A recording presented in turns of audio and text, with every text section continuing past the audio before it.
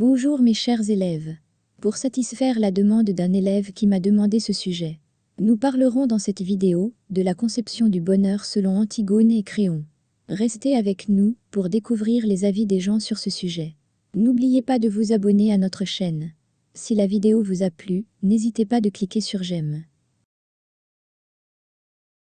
Sujet de la production écrite. D'après le face-à-face entre Créon et Antigone, le mot bonheur ne se définit pas de la même façon. Laquelle des deux conceptions vous convient le plus? Développez votre point de vue dans un texte argumentatif, en se basant sur des arguments pertinents et des exemples précis.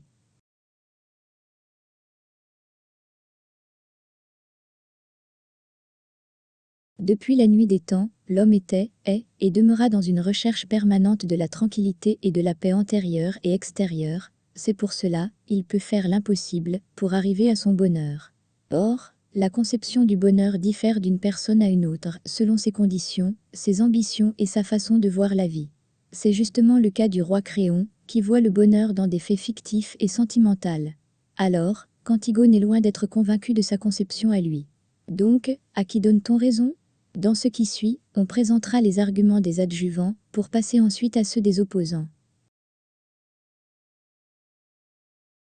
Pour défendre leur point de vue, les adjuvants affirment que la conception du bonheur d'Antigone est la plus proche à la raison, car elle est faisable et vraisemblable. À vrai dire, elle ne veut que réaliser une tâche logique, qui est le fait d'enterrer son frère.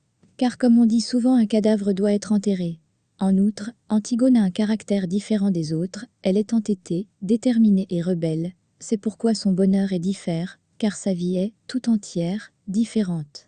Sans oublier que la proposition du roi, celle de se marier et de vivre en bonheur, est illogique.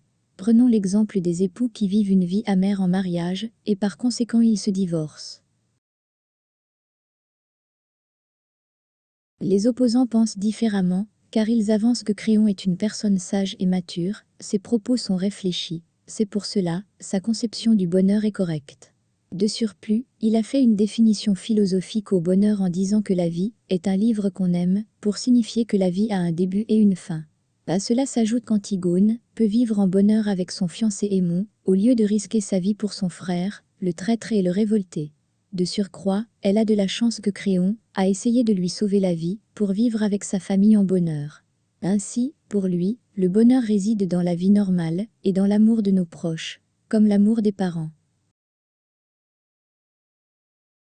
Malgré les soupçons des uns et la certitude des autres, ce sujet demeure incessible.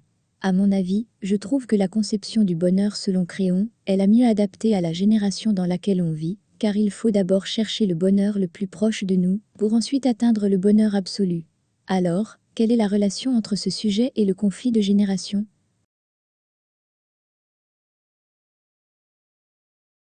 Merci de votre attention. Nous vous invitons de vous abonner à notre chaîne et de nous encourager avec vos commentaires et vos remarques.